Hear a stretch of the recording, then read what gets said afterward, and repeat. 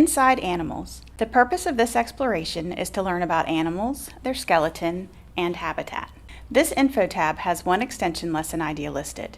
It also includes a URL address for our website that includes an informational sheet about all 16 animals and their habitats along with lesson ideas.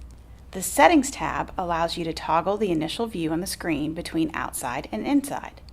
Let's begin with outside.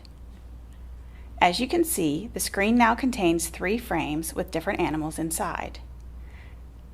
Touch the arrow on the side of each frame to bring up a selection menu. Scroll up and down to see choices and then tap the animal of choice. Simply color with your finger to reveal the inside of the image. Swipe from the bottom up to return to the menu. Touch Settings and let's take a look at the inside view. This view acts the same way. Sometimes when children color, the frames will want to move around, just like a sheet of paper. Children can hold the corner of their frame or help a friend by holding theirs to keep the frame steady.